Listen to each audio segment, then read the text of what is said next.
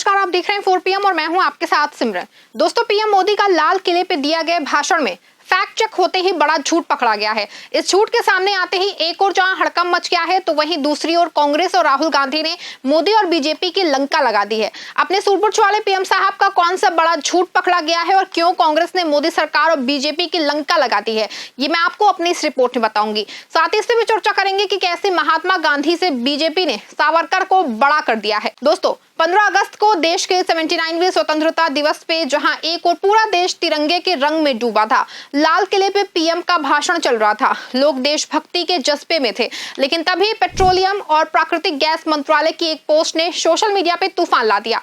इस पोस्ट में एक फोटो थी जिसमें स्वतंत्रता सेनानियों की तस्वीर थी, भगत सिंह, सुभाष चंद्र बोस, महात्मा गांधी और वीर सावरकर। लेकिन बवाल क्योंकि इस फोटो में सावरकर की तस्वीर को सबसे ऊपर दाईं तरफ रखा गया और गांधी जी की तस्वीर को नीचे बाईं तरफ। मतलब कि सावरकर को गांधी से बड़ा दिखाने की कोशिश की गई थी। आपको बता दें कि ये कोई छोटी मोटी बात नहीं है। महात्मा गांधी, जिन्हें दुनिया राष्ट्रपिता कहती है, उनकी अहिंसा और सत्य की लड़ाई ने अंग्रेजों को भारत छोड़ने पे मजबूर किया। उनकी तस्वीर को नीचे रख के सावरकर को ऊपर चढ़ा दिया गया। ये वही सावरकर हैं जिन पे 1948 में गांधी जी की हत्या की साजिश का इल्जाम लगा था। हाँ, सबूतों के अभाव में उन्हें बरी कर दिया गया था, लेकिन इतिहास के पन्नों में ये बात दर्ज है। और अब स्वतंत्रता दिवस जैसे पवित्र मौके पे बीजेपी की इस हरकत ने लोगों का गुस्सा भड़का दिया है। जैसे ये फोटो वायरल हुई, ट्विटर, फेसबुक, इंस्टाग्राम, हर जगह यूजर्स ने बीजेपी को घेरना शुरू कर दिया। कोई बोला ये क्या तमाशा है, गांधी जी को नीचे और सावरकर को ऊपर, तो कोई चिल्लाया बीजेपी इतिहास को रीराइट करने में लगी है। कुछ यूजर्स ने इसे स्वतंत्रता संग्राम के नायकों का अपमान बताया, तो कुछ ने कहा कि ये बीजेपी की हिंदुत्व विचारधारा को बढ़ावा देने की साजिश है। लेकिन इस हंगामे में सबसे ज्यादा आवाज कांग्रेस की तरफ से आई। कांग्रेस के संगठन महासचिव केसी वेणुगोपाल ने इस फोटो को ऑरवेलियन करार दिया। ऑरवेलियन का मतलब है ये जॉर्ज ऑरवेल की किताब 1984 से आता है, जहां सत्ताधारी लोग इतिहास को तोड़ मरोड़ के अपनी सुविधा के हिसाब से पेश करते हैं। वेणुगोपाल ने ट्वीट किया कि हर स्वतंत्रता दिवस पे बीजेपी इतिहास को तोड़ मरोड़ करके देशद्रोहियों को नायक बनाने में जुट जाती है। ये फोटो पंडित नेहरू और सरदार पटेल को नकारती है और सावरकर जैसे अंग्रेजों से माफी मांगने वाले को गांधी से ऊपर दिखाती है। वहीं कांग्रेस की फायर ब्रांड प्रवक्ता सुप्रिया श्रीनेत ने भी बीजेपी को जम के लताड़ा। उन्होंने ट्वीट में लिखा कि जिन सावरकर पे गांधी जी की हत्या का मुकदमा चला, उन्हें महात्मा से बड़ा दिखा दिया। ये उन स्वतंत्रता सेनानियों का अपमान है जिन्होंने देश के लिए अपनी जान दी। सुप्रिया ने इसे स्वतंत्रता संग्राम की भावना के खिलाफ बताया और बीजेपी पे इतिहास को बिगाड़ने का इल्जाम लगाया। आपको बता दें कि कांग्रेस का गुस्सा जायज है, क्योंकि गांधी जी वो शख्सियत हैं जिन्होंने ना सिर्फ भारत को आजादी दिलाई बल्कि दुनिया को अहिंसा का रास्ता दिखाया। दूसरी तरफ सावरकर का इतिहास विवादों से भरा रहा है। कुछ लोग उन्हें राष्ट्रवादी और स्वतंत्रता सेनानी मानते हैं जिन्होंने काला पानी की सजा काटी, लेकिन यह भी सच है कि सावरकर ने अंग्रेजों से माफी मांगी थी और उनकी हिंदुत्व विचारधारा ने हमेशा वैचारिक ध्रुवीकरण को हवा दी है। सावरकर की माफी के पत्र आज भी इतिहासकारों के बीच बहस का मुद्दा है। 1911 से 1917 के बीच उन्होंने कई मर्सी पेटेंट लिखे, लेकिन जिसमें उन्होंने अंग्रेजों से रिहाई की गुहार लगाई। दूसरी तरफ गांधी जी ने कभी भी अंग्रेजों के सामने घुटने नहीं टेके। उनकी दांडी नमक सत्याग्रह, भारत छोड़ो आंदोलन जैसी लड़ाइयों ने दुनिया को हिला दिया। तो सवाल यह है कि बीजेपी ने सावरकर को गांधी से ऊपर क्यों दिखाया? क्या ये उनकी विचारधारा को बढ़ावा देने की कोशिश थी या फिर ये महज एक गलती थी जिसे बढ़ा चढ़ा के पेश किया जा रहा है? आपको बता दें कि ये पहली बार नहीं है जब सावरकर को लेकर बीजेपी और कांग्रेस आमने सामने आए हैं। 2022 में कर्नाटक विधानसभा में सावरकर की तस्वीर लगाने पर बवाल हुआ था।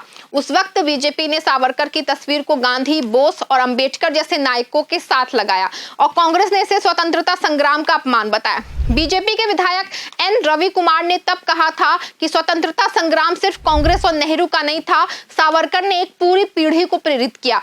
वहीं 2022 में ही कांग्रेस की भारत छोड़ो यात्रा में सावरकर की तस्वीर गलती से एक पोस्टर में लग गई थी। उस वक्त बीजेपी ने इसे कांग्रेस की जागृति बताया, लेकिन कांग्रेस ने इसे प्रिंटिंग मिस्टेक करार दिया। लेकिन इस बार बीजेपी की फोटो में सावरकर को गांधी से ऊपर दिखाना कोई गलती नहीं लगती है। ये सोची समझी रणनीति का हिस्सा हो सकता है, जिसका मकसद है सावरकर को स्वतंत्रता संग्राम का सबसे बड़ा नायक साबित करना। आपको बता रहे कि एक और जहां सोशल मीडिया पे ये बहस खूब चर्चा का विषय बनी हुई है, उसी दौरान लाल किले की प्राचीर की तरफ जहां पीएम मोदी ने 103 मिनट का भाषण दिया। इस भाषण में उन्होंने सेमीकंडक्टर इंडस्ट्री को लेकर बड़ा दावा किया। उन्होंने कहा कि उनकी सरकार ने भारत को सेमीकंडक्टर हब बना दिया है और जल्द he made in India chips दुनिया में छा जाएंगे। लेकिन इस दावे पे कांग्रेस के जयराम रमेश ने ऐसा सवाल उठाया कि बीजेपी के पास जवाब नहीं बचा।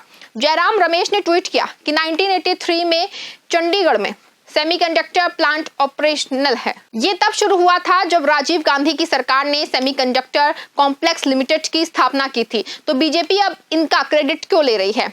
ये सवाल इतना तीखा था कि सोशल मीडिया पे लोग बीजेपी को ट्रोल करने लगे। कई बोले कि मोदी जी को लगता है कि सेमीकंडक्टर का मतलब सिर्फ उनके 11 साल के राज में हुआ। तो कोई बोला कि इतिहास को तोड़ मरोड़ने की आदत बीजेपी की हर जगह है। आपको बता दें कि सेमीकंडक्टर का मसला कोई छोटा नहीं है। आज के दौर में सेमीकंडक्टर चिप्स हर चीज में इस्तेमाल होते हैं। आपको बता दें कि फोन से लेकर कार तक, और भारत में इसकी शुरुआत 1983 में हो चुकी थी। SCS में आज भी दोस्तों भारत के सेमीकंडक्टर प्रोडक्शन का एक अहम हिस्सा है। लेकिन दोस्तों पीएम मोदी ने अपने भाषण में ऐसा जताया जैसे ये सब उनकी सरकार की देन है। जयराम रमेश ने एक और ट्वीट में कहा कि अगर बीजेपी को इतना ही क्रेडिट चाहिए तो पहले ये बताएं कि SCL को अपग्रेड करने के लिए पिछले 11 साल में क्या किया। चलो थोड़ा गहराई में चलते हैं। सेमीकंडक्टर कॉम्प्लेक्स लिमिटेड की स्थापना 1983 में हुई और ये भारत का पहला सेमीकंडक्टर प्लांट था। इसका मकसद था भारत को इलेक्ट्रॉनिक्स मैन्युफैक्चरिंग में आत्मनिर्भर बनाना। आज SCL कई तरह के चिप्स बनाता है जो डिफेंस, स्पेस और टेलीकॉम सेक्टर्स में इस्तेमाल होते हैं। 2020 से 21 में SCL का टर्नओवर 400 करोड़ रुपए से ज्यादा था, लेकिन बीजेपी सरकार ने इसे अपग्रेड करने के लिए कोई खास कदम नहीं उठाया। मोदी सरकार ने 2022 में सेमीकंडक्टर मिशन लॉन्च किया जिसमें 76,000 करोड़ रुपए के निवेश का वादा किया गया, लेकिन 3 साल बाद भी ज्यादातर प्रोजेक्ट्स कागजों पे ही है। गुजरात में 2 बड़े सेमीकंडक्टर प्लांट की घोषणा हुई थी, लेकिन वो अभी तक शुरू नहीं हुए। दूसरी तरफ ताइवान और साउथ कोरिया जैसे देश सेमीकंडक्टर प्रोडक्शन में भारत में मीलों आगे हैं। तो पीएम का मेड इन इंडिया चिप्स वाला दावा अभी सिर्फ हवा में ही चलते तीन चलाने जैसा है। अब बीजेपी की तरफ से क्या जवाब आया? कुछ नेताओं ने कहा कि फोटो में सावरकर को ऊपर दिखाना कोई इरादतन नहीं था, बल्कि ये एक डिजाइन का हिस्सा था। लेकिन सोशल मीडिया पे लोगों ने इसे मानने से इनकार कर दिया। एक यूजर ने लिखा कि अगर ये गलती थी तो बीजेपी तुरंत माफी मांग के फोटो हटाए, लेकिन बीजेपी ने अभी तक कोई आधिकारिक माफी नहीं मांगी। वहीं सेमीकंडक्टर वाले दावे पे बीजेपी ने कहा कि उनकी सरकार ने सेमीकंडक्टर मिशन के तहत कई नए प्रोजेक्ट्स शुरू किए हैं।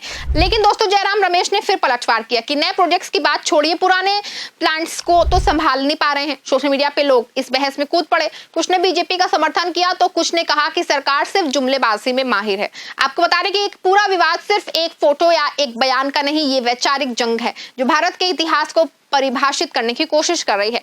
बीजेपी सावरकर को स्वतंत्रता संग्राम का नायक बनाना चाहती है क्योंकि उनकी हिंदुत्व विचारधारा उनकी पॉलिटिक्स का आधार है। दूसरी तरफ कांग्रेस गांधी, नेहरू और पटेल जैसे नेताओं को केंद्र में रखना चाहती है, जिन्होंने अहिंसा और समावेशी भारत की नींव रखी। तो दोस्तों आप इस पूरे मामले पे क्या सोचते हैं? क्या बीजेपी की फोटो गलती थी या इरादतन इतिहास को तोड़ मरोड़ने की कोशिश? और क्या पीएम का सेमीकंडक्टर वाला दावा जायज था या सिर्फ एक और जुमला? हमें कमेंट्स में जरूर बताइएगा। इस वीडियो को लाइक, शेयर और चैनल को सब्सक्राइब करें क्योंकि सच को सामने लाने की जिम्मेदारी हमारी और आपकी है। जय हिंद।